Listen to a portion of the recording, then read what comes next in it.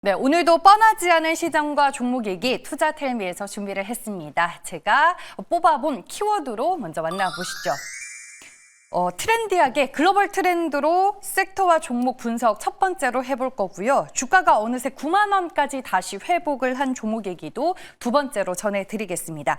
마지막으로 삼성 테일러 공장 때문에 증설에 나서고 있는 반도체 소재 기업 수혜주로 짚어보겠습니다. 투자텔미 첫 번째 내용으로 시작을 할게요. 예전부터 이 화장품이나 피부 미용 시술 등은 이 구글 트렌드로 얼마나 인기가 있냐 이걸 가늠하는 기준으로 삼아왔습니다. 요즘에도 텔레그램 방에는 이 구글 트렌드를 분석한 섹터와 종목 얘기가 잘 올라오는데요. 오늘은 화장품 섹터를 구글 트렌드로 한번 짚어보겠습니다. 지난주 목요일에 제가 스킨 천사 상반기 실적에 대해 투자텔미에서 언급을 드리면서 관련 수혜주는 한국 화장품 제조다라고 소개를 해드렸는데 기억하실런지 모르겠습니다. 지금 보시는 이 그래프가 스킨 천사의 구글 트렌드 그래프입니다. 지난 2020년부터 2025년까지 그러니까 5년 동안 시간 흐름에 따른 관심도 이제 변화를 봤을 때 지금 맨 끝에 100이라는 최대치, 즉 상단을 뚫어버리는 흐름이 나왔습니다. 여기에서 이제 잠깐 구글 트렌드에 대해서 이제 설명을 드려야 될 텐데 구글 트렌드 그래프는 단순한 검색량 집계가 아니라 구글에서 사람들이 키워드를 얼마나 검색했는지를 상대적인 관심도 지수인 숫자 0에서 100으로 이제 나타낸 것입니다. 구글 검색 엔진에서 실제 사용자가 입력한 검색어가 기반 데이터가 되고요. 검색 횟수를 몇 번 검색했냐로 공개하지 않고 특정 기간이나 지역에서의 전체 검색량 대비 비율로 정교화해서 1에서 100까지 점수로 변환을 합니다. 절대 검색량은 알 수가 없지만 시간에 따른 관심도 변화 추세를 확인하는 도구로 활용을 할 수 있는 거죠. 보시면요. 지금 스킨 천사의 센텔라 구글 트렌드 그래프가 2023년부터 증가하기 시작을 해서 2025년 이후로는 급증하는 모습이 포착이 되고 있습니다. 한국 화장품 제조에 대한 내용은 지난주에 이미 다 말씀을 드렸고 구글 트렌드에 조금 더 초점을 맞춰서 추가적인 설명을 드리겠습니다. 시장에서는 이 구글 트렌드 추이를 실적 선행 지표로 삼고 있는데 스킨 천사의 수치가 최고치를 경신하고 있다는 것 그리고 무엇보다 스킨 천사 덕분에 한국 화장품 제조 실적이 너무 좋다라는 걸 다시 한번 강조해 드리겠습니다. 그리고 오늘 교보증권 권우정 애널의 텔레방에도 메디큐브, 조선미녀 달바, 코스알엑스의 구글 트렌드 수치가 좋다라는 코멘트가 있었고요. 그와 더불어서 지금 한국의 스킨케어는 구글 트렌드에서 100을 찍으면서 사상 최고치를 경신하고 있습니다. 특히나 미국에서 사상 최고치 경신을 이어가고 있는 상황인데 올해 오프라인 확대가 기대가 되고 있는 상황에서 수요가 아주 든든하게 뒷받침되고 있다는 걸 확인하고 있다라고 얘기를 하고 있습니다. 여기에서도 이제 제가 드리고 싶은 얘기는 구글 트렌드에서 K-뷰티 브랜드 검색량이 최고치를 경신할 정도로 급증을 하고 있다는 건 그만큼 K-화장품에 대한 소비자들의 관심이 크고 구매 전환으로 이어질 가능성이 크다는 걸 말하고 있습니다. 구글 검색은 제품 구매 전에 필수적인 정보 탐색 단계를 반영하는 경향이 크기 때문에 이는 곧 해외 매출 증가에 선행 신호로 해석이 가능하고요. K-뷰티의 수요는 권우정 애널리스트가 얘기한 것처럼 일시적인 유행이 아니라 구조적으로 확산되고 있다는 걸 다시 한번 알 수가 있었습니다. 화장품 안에서 3개의 종목들 주가 흐름 확인해 보겠습니다. 네, 한국 화장품 제조는 오늘 장 초반이 더 강했던 것 같습니다. 현재는 강보합권을 유지를 하면서 그래도 최근에 전고점 탈환을 노리면서 꾸준하게 반등을 하고 있고요. APR은 오늘 오후장 들어서 주가가 더 강해졌습니다. 장중에 신고가 다시 한번 쓰는 흐름이 나와줬고요. 달바글로벌도 오늘 4% 넘게 오르며 주가는 20만 7,500원을 지나가고 있습니다. 마지막으로 내일 드디어 APR의 2분기 실적이 발표가 된다는 것도 체크를 해드리겠습니다. 다음 내용 이어가 볼게요. 네, 오늘 한 텔레그램 방에 2024년 실적 기준으로 보일러 기업들의 순위가 올라왔습니다. 보시면은 명실상부 1위가 경동라비엔이었습니다. 그 밑에 코멘트를 보시면요. 비시즌 및 구독사 확대로 계절별 격차가 없다라고 적혀 있는데요. 잘 아시다시피 보일러와 온수기 사업은 전통적으로 겨울철에 매출이 집중이 되는 구조죠. 이런 계절성 때문에 매출과 이익이 분기별로 들쭉날쭉할 수밖에 없는데 경동나비는 최근 이런 계절 의존도를 낮추는 전략을 쓰고 있습니다. 첫 번째로 냉방 공조 사업을 확대하고 있습니다. 이 겨울 난방뿐만 아니라 여름에도 수요가 발생하는 냉방기기 매출 비중을 확대하면서 계절별 매출 편차가 줄어들 수 있었고요. 단순히 제품만 판매하는 게 아니라 정기 구독 그리고 관리 서비스 사업을 통해서 구독형 서비스 모델을 확대하고 있습니다. 이건 고객이 매달 일정 금액을 내고 사용하는 구조다 보니 꾸준한 현금 흐름을 확보할 수 있다는 장점이 있습니다. 그리고 다른 텔레그램 방으로 이동을 해서 또 보도록 할게요. 이미 보일러와 온수기는 7월 수출 데이터가 역대 최고치를 경신한 상황입니다. 그래서 글로벌 시장 현황과 수출 비중에 대해서 이제 제가 추가적으로 언급을 드리면 해외 매출 비중이 70% 정도로 지금 압도적이고요. 경동나비에는 특히나 북미 법인이 전체 매출의 약 60%를 차지하고 있습니다.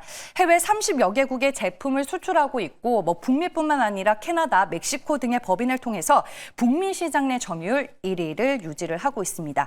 미국 내에서 브랜드 인지도와 설치 기반이 탄탄하기 때문에 현지 시장 공략에 매우 유리한 구조를 가지고 있다라고 볼 수 있겠습니다. 네, 경동나비엔의 주가 흐름 한번 확인을 해볼게요.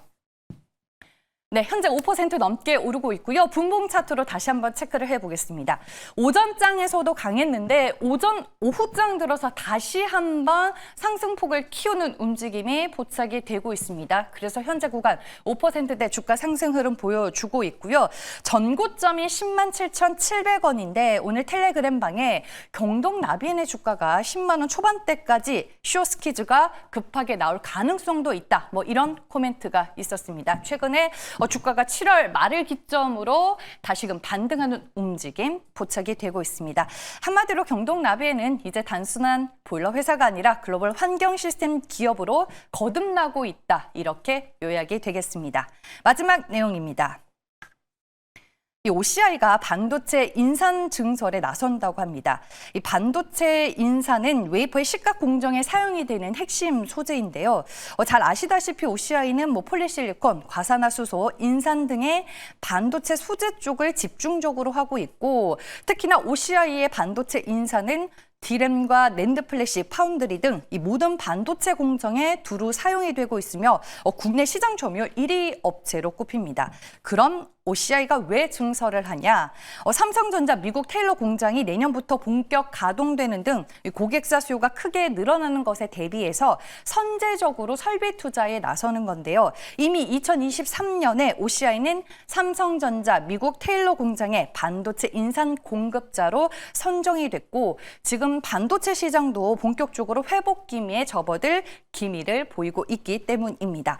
그래서 OCI는 전북 군산 공장의 반도체 인산 생산 능력을 기존 2만 5천 톤에서 3만 톤으로 증설할 계획이라고 하고요. 추후에 고객사 수요 증가를 모니터링한 뒤에는 추가 증설도 검토할 예정이라고 합니다. 주가 흐름 확인해 보겠습니다. 네, 오늘 장초반이 좀 강했더라고요. 2%대 상승세로 시작을 했지만 상승폭을 반납하나 싶더니 현재는 그래도 다시금 회복을 하며 강보합권에서 거래가 되고 있고요. 일봉 차트를 통해 보시면요. 주가 아직까지는 바닥권에 놓여 있는 상황입니다. 주가가 오른 게 없다라고 평가를 해볼 수 있겠고요. 일단 삼성 텔로 공장의 수혜를 OCI도 얼마만큼 누릴 수 있는지가 중요할 것 같습니다. 세 가지의 내용들 모두 확인을 해봤습니다. 이제 인벤골드 최현동 매니저 화상 전화 연결로 만나볼게요. 안녕하세요. 네, 안녕하십니까. 최현동 매니저입니다. 네, 오늘도 시장에서는 이슈와 재료가 많은 날인 것 같습니다. 어떤 투자 뉴스를 가장 의미 있게 보셨을까요? 네, 조금 전에 OCI에서 인산 증설하는 것도 반도체 바닥을 쳤다는 신호이기 때문에 그 부분도 굉장히 좋았고요. 오늘은 조선 쪽에서 좀 말씀 좀 드려볼까 합니다. 이 마스카라는 단어가 생겼죠. 미국 조선을 다시 위대하게 한다는 뜻인데, 사실 어떻게 보면은 이제 미국 조선을 한국이 다시 위대하게 해준다는 거거든요. 그래서 이와 관련해서 우리가 간단하게만 생각을 하셔도 정말 3,500억 달러라는 어마어마한 투자 펀드를 만들어서 미국에 투자하게 되는데, 거기에 3분의 1을 한 업종에 차지하는 것은 조선밖에 없습니다. 3분의 2는 뭐 반도체, 원전, 2차 전지 등등에서 나눠서 가는 거고요.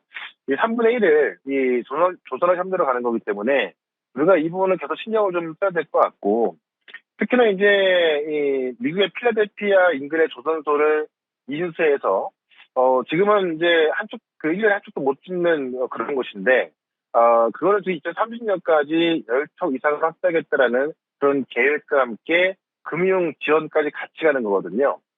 이거는 이제 단순한 수주를 넘어서 미국의 어떤 조선산업 전반을 어떤 한국 기술로 리디자인한다.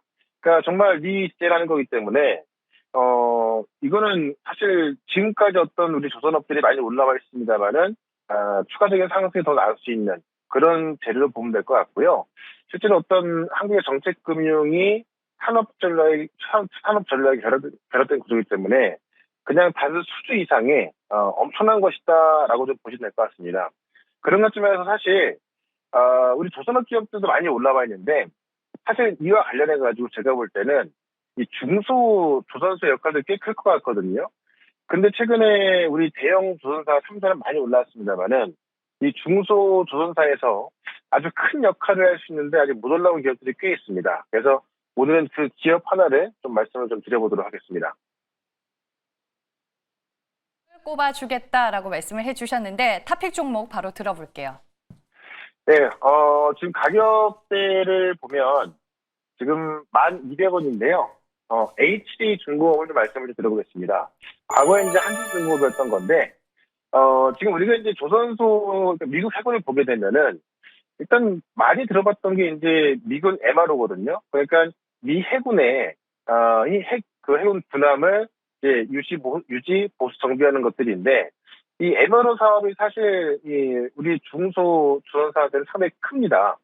왜냐면은 실제로 이제 어떤 그 많게는 수백 대에 수주해서 영업이익률이 10%가 나오기 때문에 이 중소 조선사한테는 이 미 해군의 MRO를 따냈을 때는 이게 또 중장기적으로 나올 수밖에 없고, 또 미 해군 이 MRO 시장 규모가 거의 20조 원대로 추정되고 있거든요. 그러면 중소기업들한테는 상당히 큰데, 특히 이 대형 조선사, 그러니까 뭐 하나오션, 뭐 삼성중공업, 현대중공업 이런 기업들한테는 사실 지금 그 도크에도요, 이 수천억 대의 선박이 꽉 차 있는데 수천억 대의 선박을 밀어내고 이 몇백억짜리 미 해군 MRO를 따온다는 것은 낭비일 수밖에 없죠. 그러다 보니까는 이 해군 MRO는 이 대형 선사에서 하는 것이 아니라 우리 그 조선사에서 할 수밖에 없거든요. 그런데 그 중에서 왜 HD 중공업 말씀드리냐면은 사실 이 MRO 사업이라는 것은 군함을 하나 만들 정도는 되는 실력이 돼야 정비도 하고 보수도 하고 유지할 수 있는 겁니다. 근데 지금 HD 중공업 같은 경우는 실제로 이제 우리 독도함을 100% 설계부터 그 제조까지 한 기업이라서 최근에도 이제 독도함 창정비 사업도 냈고 이 고속상륙정 창정비 사업까지 따내면서 그런 기술력을 갖고 있는 기업이죠.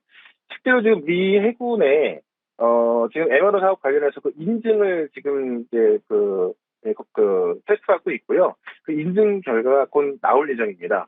그렇다면 사실 중소기업 중에서 미 해군의 MRO 사업 인증을 따낸 기업이 바로 들어갈 수가 있겠죠. 그러면 이건 얼마나 중요한 거냐면은 우리의 중소 조선사가 미군의 MRO를 하는데 정부의 지원을 받아서 돈을 다 받고서 하는 겁니다. 그런 관점에 있어서 지금 이 어떤 조선 협력에 있어서 많이 올라갔던 뭐 하나오션, 뭐 현대중공업 이런 기업보다는 아직 올라가지 않은 HD중공업. 근데 만약에 미해군 사업을 따낸다고 한다면은 가장 주목받을 수밖에 없기 때문에 그런 관점에서 HD중공업을 보자라고 좀 말씀드리면서 일단은 목표가를 12,000원까지 말씀드리고요. 손절가는 8,000원으로 말씀을 드려보도록 하겠습니다. 알겠습니다. 최근 6년 내 최고치의 주가를 어제 달성할 정도로 주가 흐름이 좋은데 HD중공업에 대한 투자 포인트 잘 기억해 두시길 바라겠습니다. 그리고 오늘 시장에서 주인공은 단연 에코프로 BM이 아닐까 싶습니다. 7월 11일에 소개를 해주셨는데 이 종목과 더불어 엔캠까지 리뷰 부탁드릴게요. 네, 2차 전지 기업들은 제가 최근 2달 동안 정말 많이 말씀드렸습니다. 에코프로 BM도 2번 정도 말씀을 드렸는데 일단 2분기 흑자 전환도 그냥 흑자 전환이 아니라 시장 예상보다 3배나 큰 그런 흑자 전환을 발표했고요. 내용을 봤더니 이제 EV, ESS가 증가했다라는 겁니다.